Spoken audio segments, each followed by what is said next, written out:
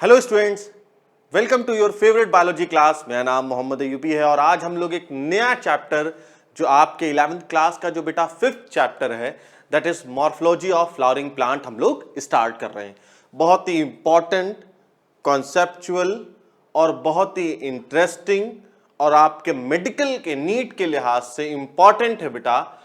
हर बार 5-6 question इससे जरूर आते हैं, तो ये काफी इंपॉर्टेंट चैप्टर है मॉर्फोलॉजी इन फ्लावरिंग प्लांट। थोड़ा लेंदी है लेकिन है बहुत इंटरेस्टिंग। ठीक है बेटा, तो सबसे पहले हम लोग ये देख लेते हैं कि इस चैप्टर में हम लोग पढ़ेंगे क्या, है ना। इस चैप्टर में कंटेंट क्या क्या है, क्या क्या चीजें हमें पढ़नी है। तो बेटा सबसे पहले हम लोग स्टार्ट करेंगे, क्योंकि देखिए मॉर्फोलॉजी है और किसकी पढ़नी है, फ्लावरिंग प्लांट की, है ना। फ्लावरिंग प्लांट की बेटा हम लोगों को मॉर्फोलॉजी पढ़नी है। तो इस बात फ्लावरिंग प्लांट का क्या मतलब हुआ, क्या मतलब समझ रहे हैं आप लोग फ्लावरिंग प्लांट का। इस बात है जिसमें फ्लावर हो, यानी हम एंजियोस्पर्म की बात कर रहे हैं, है ना। और ये क्या कह रहा है, एंजियोस्पर्म की मॉर्फोलॉजी। मॉर्फोलॉजी का क्या मतलब होता है, ये ब्रांच ऑफ बायोलॉजी है जिसमें हम स्टडी करते हैं, स्टडी ऑफ फिजिकल अपीयरेंस, है ना। जो चीज बाहर से दिख रही है, बाहर से वो किस तरीके की है, उसका शेप कैसा है, उसका स्ट्रक्चर कैसा है, दैट इज मॉर्फोलॉजी। अब जब हम इंटरनल स्टडी करते हैं तो वो क्या होता है, एनाटॉमी। इसके बाद हम लोग एनाटॉमी पढ़ेंगे, प्लांट की एनाटॉमी पढ़ेंगे। उसके इस चैप्टर के बाद मॉर्फोलॉजी ऑफ फ्लावरिंग प्लांट के बाद बेटा हम लोग एनाटॉमी पढ़ेंगे। अभी हम लोग क्या पढ़ रहे हैं, अभी हम लोग मॉर्फोलॉजी की स्टेम कैसी होती है, कितनी तरह की स्टेम होती है ना, उसका शेप क्या है, साइज क्या है, क्या डिफरेंस होता है एक दूसरे में, रूट कैसी कैसी होती है, इसी तरीके से लीफ पढ़ेंगे। तो जो इसमें सबसे पहले बेटा हम लोग रूट पढ़ेंगे। आज की वीडियो में हम लोग रूट पढ़ेंगे, रूट कितनी तरह की होती है, टाइप्स, उसके एग्जांपल, ये सारी चीजें हम लोग डिस्कस करेंगे। उसके बाद बेटा हम लोग डिस्कस करेंगे कि स्टेम क्या होती है नेक्स्ट वीडियो में। उसके बाद फिर लीव्स, लीव्स काफी इंपॉर्टेंट है और काफी लेंदी टॉपिक है, तो लीफ हम लोग डिस्कस करेंगे। उसके बाद फ्लावर पे हम लोग आ जाएंगे। ये तीन चीज के बाद हम लोग फ्लावर पढ़ेंगे। फ्लावर में आपको पता है कि मैं आपको बेटा पढ़ा चुका हूं लास्ट वीडियो में, आप लोग देखिए थोड़ा सा मैंने बताया था कि फ्लावर में 4 फ्लोरल वर्ल्स होते हैं, कैलिक्स है, कोरोला है, एंड्रूशियम है, गाइनिशियम। उनके बारे में पढ़ेंगे, यानी इन चारों के बारे में हम लोग पढ़ेंगे कि किस तरह की कैलिक्स होती है, क्या फर्क होता है, कोरोला कैसा होता है, एंड्रूशियम, एंड्रूशियम जब सारे अटैच हो तो क्या होता है, एक ही एंड्रूशियम हो, और जब सारे फ्री होते हैं तो उसे हम लोग क्या कहते हैं। इस तरीके से हम लोग सारी बातें पढ़ेंगे। सिनकार्पस क्या है, फिर हम लोग इसी तरीके से गाइनिशियम के बारे में पढ़ेंगे, मोनोकार्पेलरी, मल्टीकार्पेलरी, एपोकार्पस, सिनकार्पस, ये सारी चीजें पढ़ेंगे हम लोग। उसी में बेटा 2 टॉपिक हम लोग पढ़ेंगे, कोरोला से रिलेटेड एक एस्टिवेशन पढ़ेंगे और उसके बाद प्लासेंटेशन पढ़ेंगे। ये हमारा कंप्लीट हो जाएगा, फ्लावर हमारा कंप्लीट हो जाएगा। उसके बाद बेटा हम लोग पढ़ेंगे, इंपॉर्टेंट चीज है, सीड और फ्रूट, उसके टाइप्स पढ़ेंगे। और सबसे लास्ट में जो सबसे मेन चीज है इस चैप्टर की, वो 3 फैमिली है बेटा। आपके एनसीईआरटी में 3 फैमिली दी है जो हमें डिटेल में पढ़ना है, फेबेसी है, सोलेनेसी है और लिलियसी है। इनके बारे में हम डिटेल में पढ़ेंगे कि इसमें रूट कैसी होती है, स्टेम कैसा है, लीफ कैसा है, ये सारी चीजें पढ़ेंगे। उसके बाद इनमें फ्लावर में कैलिक्स, कोरोला, एंड्रूशियम, गाइनिशियम, ये सारी चीजें कैसी है। उसके बाद बेटा इन्हीं 3 फैमिली से रिलेटेड, उसके अलावा फिर ब्रासिकेसी के बारे में भी थोड़ा सा हम पढ़ेंगे। इन्हीं इन 4 फैमिली से रिलेटेड हम लोग और क्या पढ़ेंगे बेटा, इसमें किस तरीके से फ्लोरल फॉर्मूला बनाया जाता है और इसका फ्लोरल डायग्राम क्या होता है। अभी मैं आपको जब हम पढ़ेंगे तभी बात समझ में आ जाएगी फ्लोरल फॉर्मूला का क्या मतलब है और फ्लोरल डायग्राम का क्या मतलब है। इस चैप्टर में बेटा याद करने की चीजें बहुत हैं। मैं आप लोग को जब खासकर जब फैमिली पढ़ेंगे और उसके एग्जाम्पल जब पढ़ेंगे तो मैं आपको मजे मजे का ट्रिक्स बता दूंगा, है ना। मैं आपको मजे मजे का ट्रिक्स बता दूंगा जिसकी वजह से आपको याद करना बहुत आसान हो जाएगा उनके एग्जाम्पल। ठीक है, सो लेट्स स्टार्ट। सबसे पहले फ्लावरिंग प्लांट के बारे में कुछ, कि flowering angiosperm are flowering plant, flowering fruit bearing spermatophyte. Spermatophyte मतलब होता है जिसमें सीड हो। Plant they all have seed and flower, इनके पास सीड और फ्लावर होता है। दे हैव डबल फर्टिलाइजेशन, पिछली क्लास में क्लियर कर चुके हैं कि डबल फर्टिलाइजेशन क्या होता है। They have double fertilisation and endosperm is triploid. Double fertilisation है, इंडोस्पर्म ट्रिप्लॉइड होता है। मेल गैमीट कैसा होता है, नॉन मोटाइल होता है। रूट, हाँ ये इंपॉर्टेंट चीज है कि देखिए सीड में जो कॉटिलिडन होता है, अगर आप देखेंगे तो आप पाएंगे वहां पे बेबी लीव्स या बेबी प्लांट्स होते हैं। एक को हम रेडिकल कहते हैं और एक को हम प्लूम्यूल कहते हैं। हम आगे जब सीड में अभी बात करेंगे, मैंने आपसे कहा ना इस चैप्टर में हमने सीड भी डिस्कस करना है, तो सीड में हम इस बात पे डिस्कस करेंगे। अभी फिलहाल अभी आप ये समझिए कि कॉटिलिडन वाले पार्ट में एक रेडिकल होता है, एक प्लूम्यूल होता है। रेडिकल जो है वो डेवलप करता है रूट में, और प्लूम्यूल जो है वो शूट में डेवलप करता है। यानी जितना भी जो रेडिकल जो जितना भी रूट का डेवलपमेंट होता है वो रेडिकल वाले पोर्शन से होता है, और जितना भी प्लूम्यूल जितना भी शूट का डेवलपमेंट होता है, शूट में स्टेम आएंगी, ब्रांचेस आएंगी, उन सारों का डेवलपमेंट जहां कहां से होता है, प्लूम्यूल से होता है। तो ये इंपॉर्टेंट चीज है, इसे जरूर बेटा आप लोग याद रखिएगा, ये याद रखने वाली बात है, ठीक है। तो सबसे पहले हम लोग स्टार्ट करते हैं क्या, हम लोग बेटा सबसे पहले रूट स्टार्ट करते हैं कि किस तरह की रूट होती है, सारी बातें।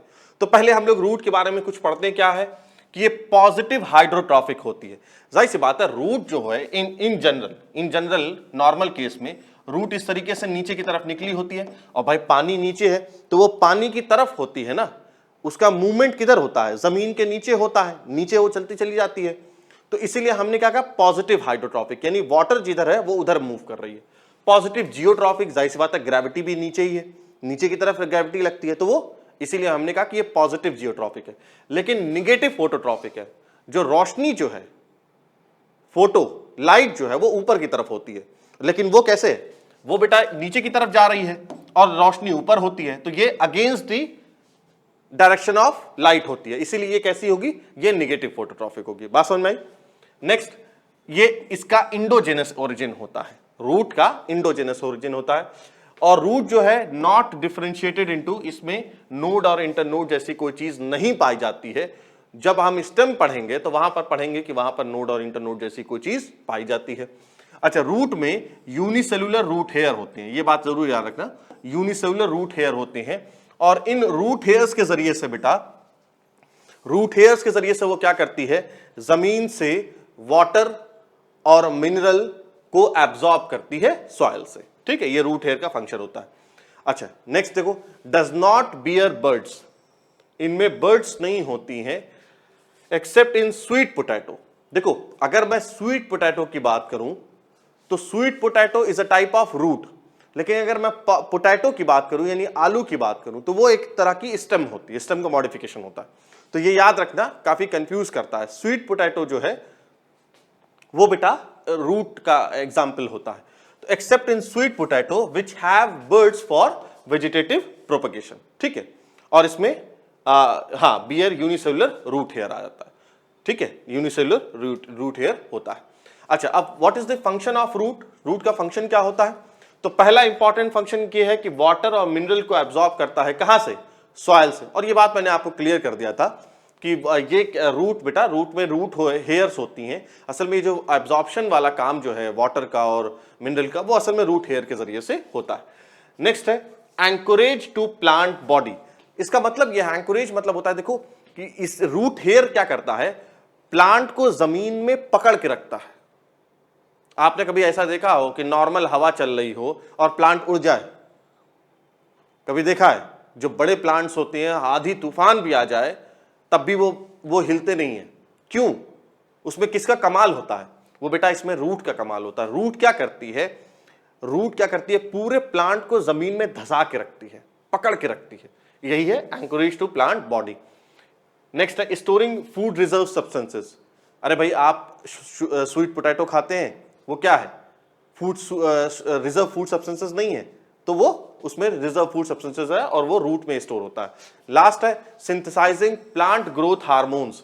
प्लांट ग्रोथ रेगुलेटर्स मतलब प्लांट ग्रोथ हार्मोन्स, जैसे ऑक्सिन है, जिब्रेलिन है, इस तरह के जो हार्मोन होते हैं, वो बहुत से हार्मोन्स आपको पता है कि रूट टिप से भी रिलीज होते हैं। ऑक्सिन, जिब्रेलिन, साइटोकाइनिन, ये सारे हार्मोन्स आप लोगों ने पढ़ रखे होंगे, 10th क्लास में आप लोग जानते होंगे। तो ये प्लांट ग्रोथ रेगुलेटर्स का मतलब ये है कि it synthesises plant growth hormones, ठीक। नेक्स्ट देखते हैं बेटा, अब हम लोग नेक्स्ट देखते हैं कि what is the different types of root. Root के डिफरेंट कितनी तरह टाइप्स की होती है, कितनी तरह की होती है ना। तो बेटा रूट 3 तरह की होती है, मोटे मोटा 3 तरह का होता है। एक है टैप रूट, एक है आपका फाइब्रस और एक है एडवेंटिशियस। 3 तरह की होती है। टैप रूट क्या होती है, टैप रूट बेटा ये बात काम की बात है, इसमें ज्यादातर मैक्सिमम ये किसमें पाई जाती है, डाइकॉट में। एग्जाम्पल है जैसे मस्टर्ड, ये काम की बात है इसकी, ये याद रखने वाली बात है कि टैप रूट ज्यादातर डाइकॉट में पाई जाती है। ठीक है, इस तरह की टैप रूट होती है। देखो ये प्राइमरी रूट हो गई और उसमें इस तरीके से ब्रांचेस निकली हुई होती हैं। ठीक है, इस तरीके से ब्रांचेस निकली हुई होती हैं। तो ब्रांचेस में भी क्या हो जाएगा, सेकेंडरी, और उसके फर्दर ब्रांच जो होगी वो टर्शरी रूट होगी। तो सेकेंडरी और टर्शरी रूट को हम लोग मिला के क्या कहते हैं बेटा, लैटरल रूट्स।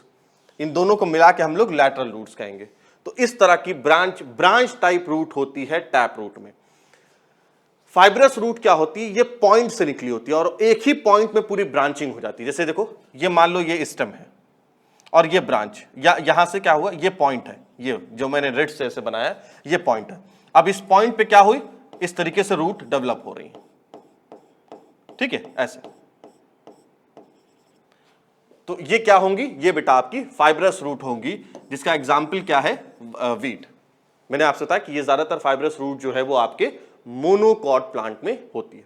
एडवेंटिशियस रूट क्या है, देखो पहले से समझो। अभी बेटा मैंने आप लोगों को पहली जो हमारी स्लाइड थी, पहली स्लाइड में ये बात मैंने आपसे बताई थी कि रूट जो होती है वो कहां से डेवलप होती है, रेडिकल से, रेडिकल से। लेकिन अगर ऐसी कोई रूट जो रेडिकल से ना डेवलप होके प्लांट के किसी दूसरे पार्ट से डेवलप हो, तो उसे हम लोग एडवेंटिशियस रूट कहते हैं। देखो यही बात मैंने यहां पे समझाया।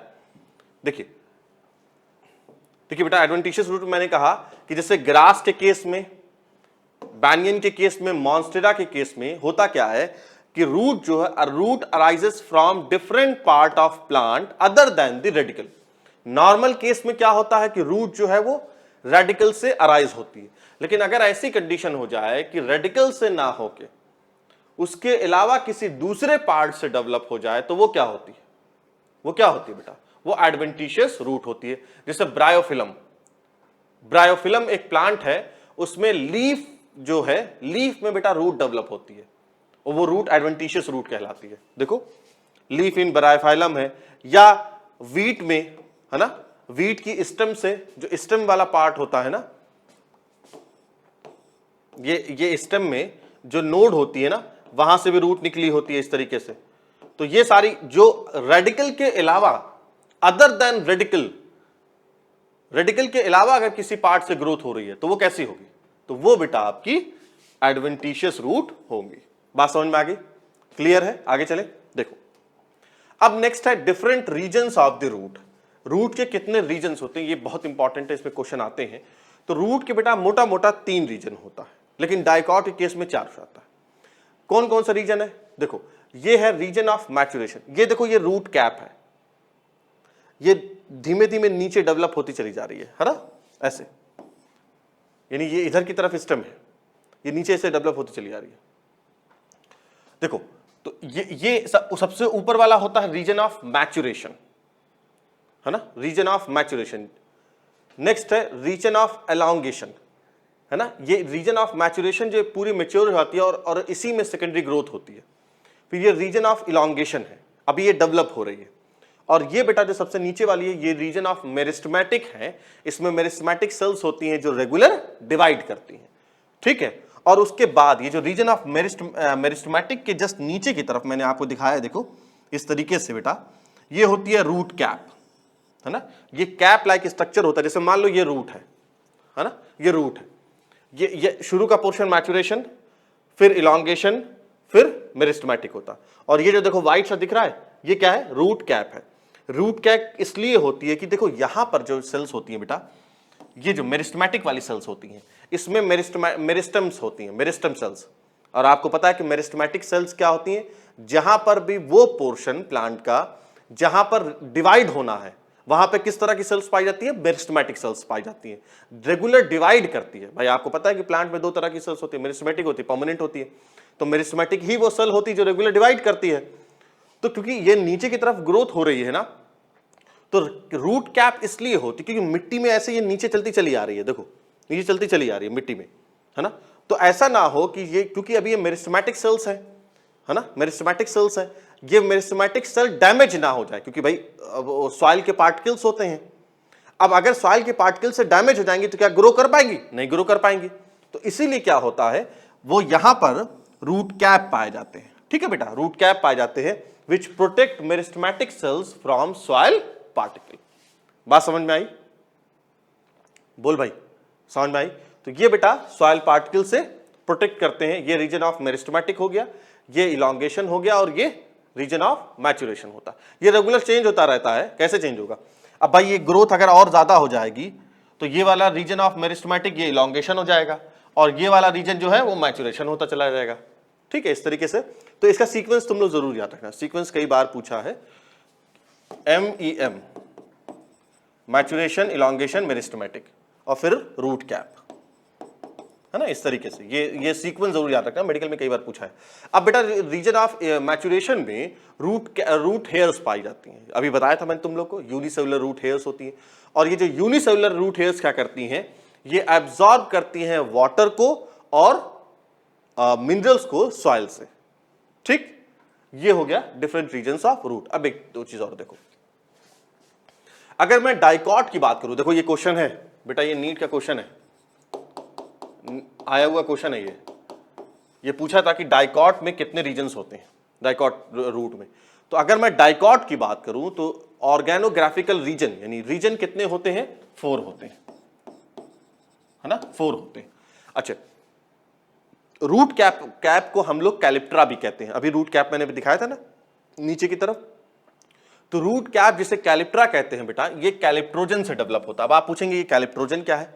ये मैं आपको बताऊंगा कब, जब एनाटॉमी पढ़ाऊंगा ना, प्लांट एनाटॉमी, इसके बाद वाला चैप्टर, वहां पर हम लोग इसको डिटेल में डिस्कशन करेंगे। अभी आप सिर्फ ये जानिए, ये वाला पोर्शन जानिए कि रूट कैप जो है वो कहां पाई जाती है। एक बात, रूट कैप कौन से रीजन में पाई जाती, कौन से रीजन के करीब होती है, ये वाली बात तुम जानो अभी फिलहाल।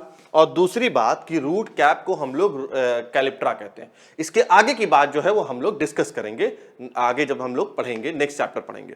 अच्छा, multilayer root cap is found in pandanus, इसे स्क्रू पाइन भी कहते हैं।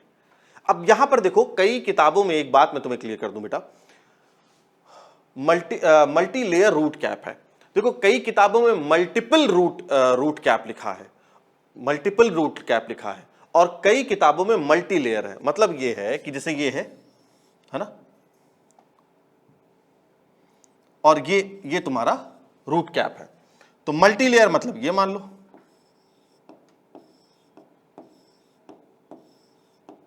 इस तरीके से, है ना। तो जो मल्टीपल लेयर थी उसे मल्टीपल रूट कैप भी मान लिया गया है। तो बात एक ही है, multiple root cap is found in pandanus, या जिसे हम लोग स्क्रू पाइन कहते हैं। अच्छा, कुछ हाइड्रोफाइट्स ऐसे होते हैं जहां पर रूट कैप नहीं पाया जाता, रूट कैप एब्सेंट होता है, and in place of root cap root pocket पाई जाती है। देखो, in some hydrophytes like Pistia, Lemna, Eichhornia, जैसे हम एक तरह का ये एक वीड प्लांट है, आइकॉर्निया क्रैसिपस, है ना, आइकॉर्निया क्रैसिपस। ये बेटा in all these plants in place of root cap वहां एब्सेंट होती है, रूट पॉकेट पाया जाता है। नेक्स्ट पॉइंट, कुछ प्लांट ऐसे होते हैं बेटा जिनमें रूट एब्सेंट होती है, जैसे सेराटोफाइलम है, वॉल्फिया है, यूट्रिकुलेरिया है। ये प्लांट कैसे, जिनमें रूट बिल्कुल एब्सेंट होती है। लेकिन अच्छा, कुछ प्लांट ऐसे होते हैं जिनमें पूरा प्लांट ही रूट है ना, जैसे पोडोस्टिमॉन है, plant that all have root, पूरा पार्ट ही उसका रूट होता है। ठीक है, चलो नेक्स्ट देखते हैं। अब बेटा हम लोग मॉडिफिकेशन पढ़ते हैं। देखो मैंने आप लोगों को पढ़ाया 3 तरह के रूट ना, 3 तरह के रूट पढ़ाया मैंने। उसमें एक आपको मैं एक टैप रूट, एक फाइब्रस और एक एडवेंटिशियस रूट। अब हम लोग यहां पर मॉडिफिकेशन पढ़ते हैं, इन रूट्स का मॉडिफिकेशन पढ़ते हैं। तो सबसे पहले बेटा हम लोग मॉडिफिकेशन पढ़ते हैं किसका, modification of tap root, tap root का मॉडिफिकेशन पढ़ते हैं। अब मॉडिफिकेशन में 6 तरह का मॉडिफिकेशन आप लोगों को बताऊंगा इसमें। सबसे पहले है फ्यूजिफॉर्म। फ्यूजिफॉर्म का मतलब एग्जाम्पल है रेडिश। ये बेटा एग्जाम्पल जरूर याद रहे, बहुत इंपॉर्टेंट है। देखो मैं बताता चलूंगा किसका किसका हमसे जरूर याद रहे, इसका एग्जाम्पल जरूर याद रहे, इसका याद रहे, इसका याद रहे। फ्यूजिफॉर्म का क्या होता है, बीच में, मतलब ये ऐसी रूट होती है जो बीच में तो मोटी होती है, थिक होती है, लेकिन जैसे जैसे अपने पॉइंट की तरफ या अपने एंड की तरफ मूव करती है, ये टैपर होती चली जाती है। यानी बीच में ऐसे मोटी सी है, ऐसे मोटी, और देखो जैसे जैसे एंड होता चला है कम होती चली जा रही है। यहां पर भी ऐसे ऐसे कुछ इस टाइप की, ठीक है। तो ये एग्जाम्पल इसका रेडिश, देखो इसे रफनेस सटाइवस कहते हैं।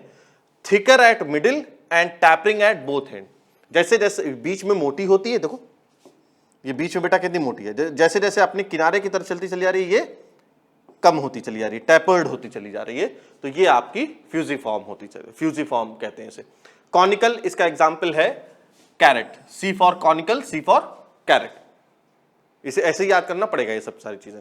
और इसमें क्या होता है कैरेट में, किस तरीके से कि ऊपर की तरफ जो है वो तो थिक है, और जैसे जैसे अब वो एंड की तरफ आ रहा है वो कम होता चला जा रहा है, टेपर्ड होता चला। देखो ऐसे, जैसे ये दिया है, ये ऊपर की तरफ चौड़ा है, अब जैसे जैसे ये नीचे आ रहा है धीमे धीमे ये कम होता चला जा रहा है, तो ये क्या होगा बेटा, कॉनिकल, इसका एग्जाम्पल है कैरेट। नेक्स्ट है नैपीफॉर्म।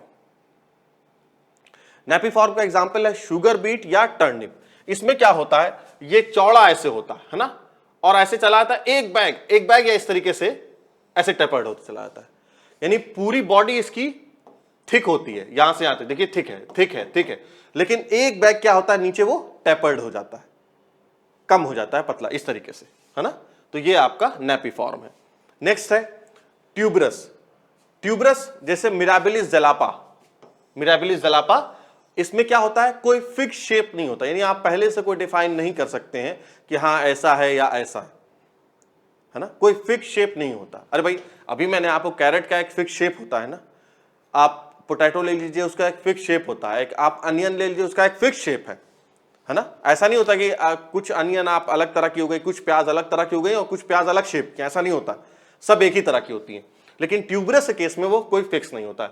नॉड्यूलेटेड रूट मतलब होता है, जैसे नाम से समझ में आ रहा है कि रूट में क्या होंगी, नॉड्यूल्स होंगी, देखो, और ये पाया जाता है कहां पे, लेगुमिनस प्लांट, जो दाल वाली वैरायटी है ना लेगुमिनस प्लांट, उनमें इस तरह का मामला होता है कि मान लो ये आपकी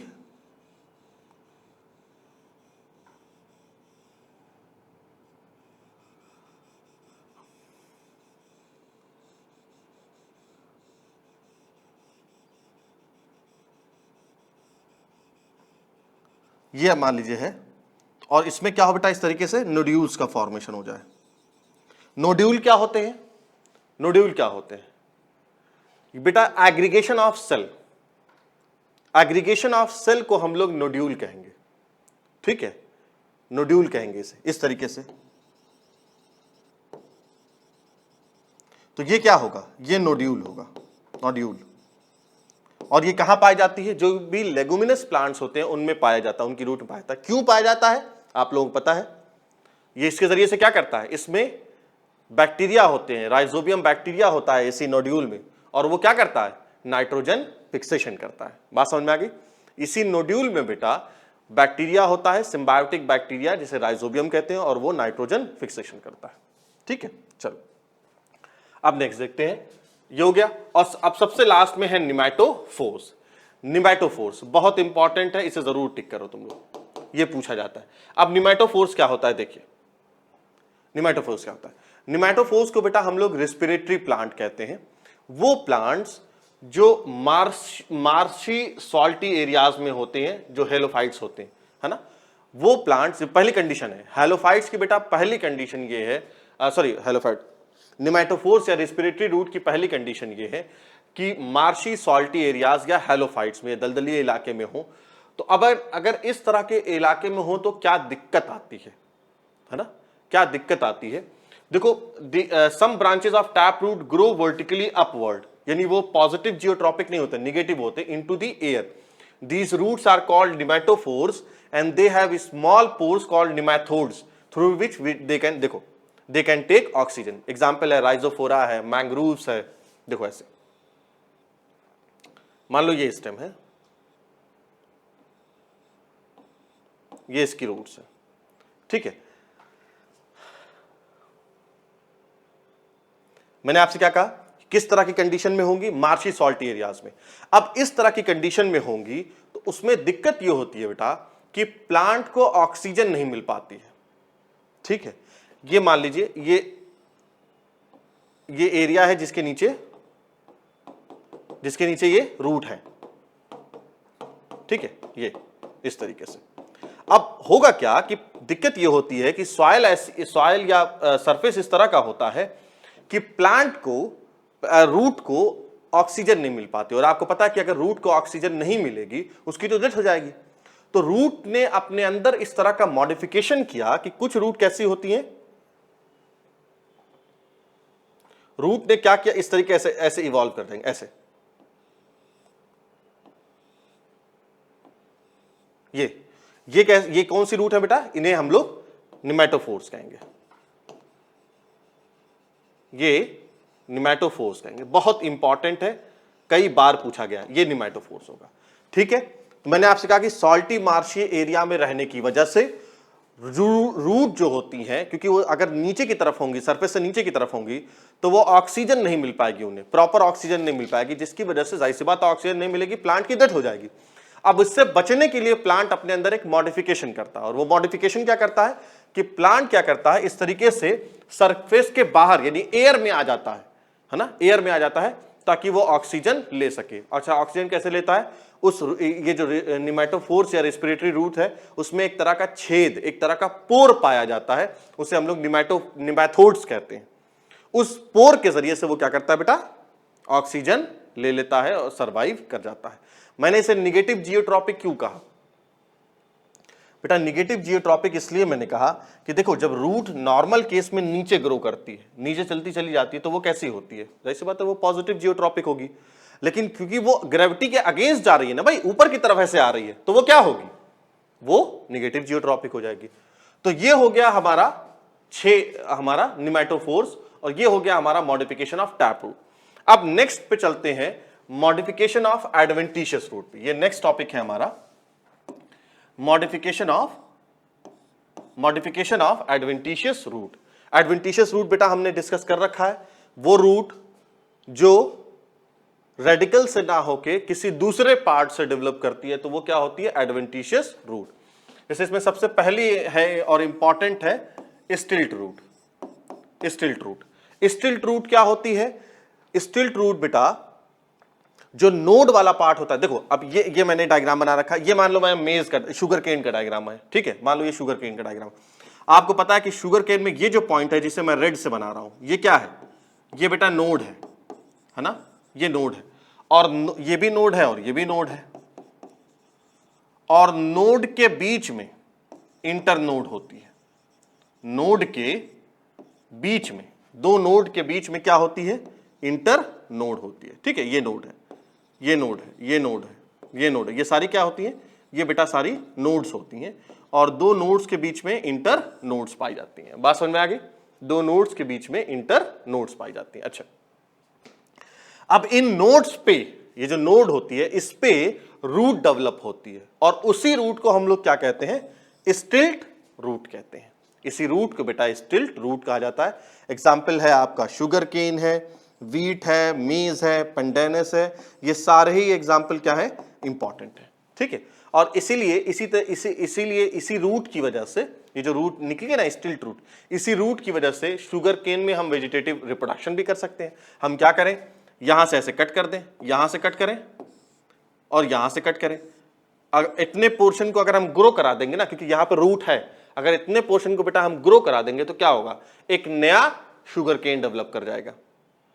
ठीक है, एक नया शुगर केन डेवलप कर जाएगा। नेक्स्ट है हमारा प्रॉप रूट। प्रॉप रूट क्या होता है, आप लोगों ने बैंगन के केस में देखा होगा, है ना, बैंगन जिसे फाइकस भी कहते हैं। बैंगन के केस में बेटा आप लोगों ने देखा होगा कि वो जो ब्रांच होती है ना, जो मेन ब्रांच होती है, उससे रूट निकली होती है, मोटी मोटी रूट निकली होती है। इतनी मोटी रूट निकली होती है कि आप उससे अगर झूल जाए, यानी झूला बना ले उससे, तो वो ब्रेक नहीं होगी। शायद आप लोगों ने देखा भी होगा, है ना, बहुत पुराने जो बैंगन प्लांट्स होते हैं उनमें इस तरीके से रूट डेवलप होती है। तो उस रूट को हम लोग प्रॉप रूट कहते हैं, और ये काम क्या करती है, ब्रांचेस को सपोर्ट देने के लिए ये प्रॉप रूट होती है। ठीक, नेक्स्ट है बेटा सकिंग या पैरासिटिक या हॉस्टोरियल रूट। ये हॉस्टोरियल मैंने लिख रखा है, इसे मैं यहां फिर से लिख दे रहा हूं,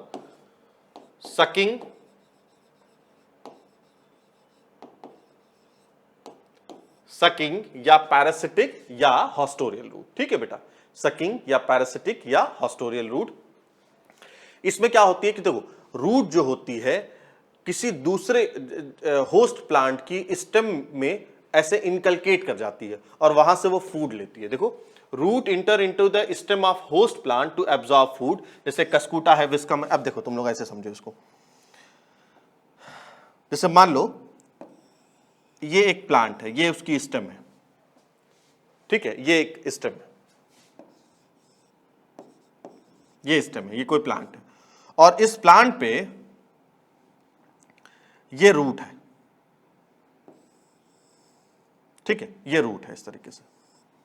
अब ये रूट क्या करती है, ये रूट क्या करती है, अपने पार्ट को इसके अंदर, स्टेम के अंदर ऐसे धसा देती है ना, इनकलकेट कर देती है, और फिर यहां जाहिर सी बात है स्टेम है तो इसमें जाइलम भी होगी, फ्लोएम भी होगी। जाइलम में मिनरल वाटर का मूवमेंट हो रहा होगा और फ्लोएम में फूड का हो रहा होगा। तो ये क्या करती है, स्टेम अंदर की तरफ अपनी रूट जो है अंदर की तरफ भेज देगी और वहां से क्या होगी, फूड बनाएगी, फूड ले लेती है। बात समझ में आ गई? ये इस तरीके से होता है, इसीलिए हम इसे सकिंग, सक करना है ना, सकिंग का मतलब सक करना। पैरासिटिक मतलब क्योंकि ये पैरासाइट की तरह होती है, या हॉस्टोरियल रूट अपने होस्ट से ये फूड लेती है, इसीलिए हम इसे सकिंग या पैरासिटिक या हॉस्टोरियल रूट कहते हैं। ठीक है, नेक्स्ट क्या है, हाइग्रोस्कोपिक या एपिफाइटिक रूट। ये रूट कैसी होती है, ये रूट पे क्या होता है कि प्लांट में एक तरह की रूट डेवलप होती है जो एयर में रहती है और एयर से वो मॉइस्चर एब्जॉर्ब करती है। क्योंकि ये जो एपिफाइटिक या हाइग्रोस्कोपिक रूट्स होती हैं, उनके पास बेटा एक स्पॉन्जी टिश्यू होता है जिसे विलामेन कहते हैं। विलामेन, देखिए मैंने विलामेन, है ना, और ये विलामेन क्या करता है, इन्वायरमेंट से मॉइस्चर एब्जॉर्ब करता है। तो root hang in the air, air में हैंग करती है, and have spongy tissue called velamen. उसके पास विलामेन होता है, और ये जो विलामेन की जो सेल्स होती हैं उसमें पोर्स होती हैं जिसके जरिए से वो मॉइस्चर से, जिससे जरिए से बेटा वो इन्वायरमेंट से मॉइस्चर एब्जॉर्ब करता है। एग्जाम्पल है ऑर्किड, एग्जाम्पल है ऑर्किड। ठीक है, नेक्स्ट देखते हैं। नेक्स्ट है मोनेलिनीफॉर्म रूट या बीडेड रूट। मोनेलिनीफॉर्म रूट या बीडेड रूट, इसमें क्या होता है बेटा, इसका एग्जाम्पल है मोमोर्डिका या बिटर मेलन। इसमें क्या है कि जो रूट है स्वेल एट रेगुलर इंटरवल, मतलब ऐसा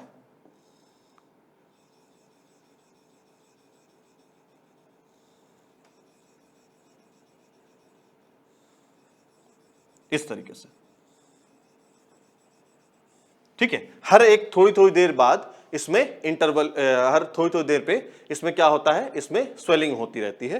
तो इस तरह की रूट को हम लोग मोनेलिनीफॉर्म रूट या बीडेड रूट कहते हैं। नाम से ही समझ में आ रहा है, बीडेड मतलब बीड्स होती हैं इसमें, है ना, ये देखो इस तरीके से ये बीड्स होती हैं। नेक्स्ट है ट्यूबरस रूट, और ट्यूबरस रूट बेटा किसका, इसका एग्जाम्पल इंपॉर्टेंट है, स्वीट पोटैटो। अब देखो एक बात, दो बातें यहां से जानो। पहली बात तो स्वीट पोटैटो जो होती है रूट होती है, स्टेम का मॉडिफिकेशन नहीं होता है, एक बात, क्योंकि मैंने आपको शुरू में कह दिया पोटैटो क्या है, वो स्टेम का मॉडिफिकेशन है, एक बात। दूसरी बात ये कि जो स्वीट पोटैटो है वो बेटा टैप रूट का मॉडिफिकेशन नहीं है, बल्कि एडवेंटिशियस रूट का मॉडिफिकेशन है, ये इंपॉर्टेंट चीज है। नेक्स्ट देखते हैं, नेक्स्ट क्या बेटा, नेक्स्ट है एनुलेटेड रूट। एनुलेटेड रूट जो है वो एक मेडिसिनल प्लांट होता है जिसे आइपैके कहते हैं, है ना, उसमें पाया जाता है। और इसमें क्या होता है, यहां पर भी स्वेलिंग होती है रेगुलर में, लेकिन यहां पे in the form of ring होती है, in the form of ring होती है। नेक्स्ट है बेटा फैसिकुलेटेड रूट। फैसिकुलेटेड रूट का एग्जांपल है एस्पैरागस है, डहलिया है, और उसके बाद है नाइन्थ है एसिमिलेटरी रूट। इसे बेटा हम लोग एसिमिलेटरी रूट या इसे हम लोग फोटोसिंथेटिक रूट भी कहते हैं, फोटोसिंथेटिक रूट भी कहते हैं। इसका एग्जाम्पल है ट्रैपा, टीनोस्पोरा, टीनोफाइलम। इसमें जैसे नाम से समझ में आ रहा है एसिमिलेटरी रूट या फोटोसिंथेटिक रूट, नाम से समझ में आ रहा है कि ये कैसी होती है, ग्रीन होती होगी, एरियल है ना, एरियल है, ग्रीन है, एरियल है, और इसमें बेटा एडवेंटिशियस एसिमिलेटरी रूट्स होती हैं, और ये इसमें क्लोरोफिल होता है, और फोटोसिंथेटिक रूट्स होती हैं। ठीक है,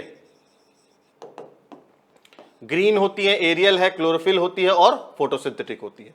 तो ये हो गई एस्टिबिलिटी रूट। ये बेटा इंपॉर्टेंट है, ये इंपॉर्टेंट है। और सबसे लास्ट में है आपकी क्लाइंबिंग रूट। और क्लाइंबिंग रूट का एग्जाम्पल है, क्लाइंबिंग रूट जैसे नाम से समझ में आ रहा है, किसी दूसरे प्लांट पे ये क्लाइंब करती है ना, सपोर्ट करती है ऊपर चढ़ने के लिए, और इसका एग्जाम्पल है पोथोस। तो ये हो गया हमारा कंप्लीट बेटा रूट। ठीक है, आज की वीडियो में हमने डिटेल में रूट पे डिस्कशन कर लिया। रूट किस तरह की होती है, कितनी तरह की होती है, उसके मॉडिफिकेशन क्या है, उसके एग्जाम्पल क्या है, इन सारी चीज़ों पे हमने अच्छे तरीके से डिस्कशन कर लिया। अब बेटा नेक्स्ट वीडियो में हम लोग डिस्कस करेंगे स्टेम। स्टेम क्या होती है, कितनी तरह की होती है, सब एरियल, एरियल, इन सारी चीज़ों पे हम लोग नेक्स्ट वीडियो में डिस्कस करेंगे। So thank you for watching my video.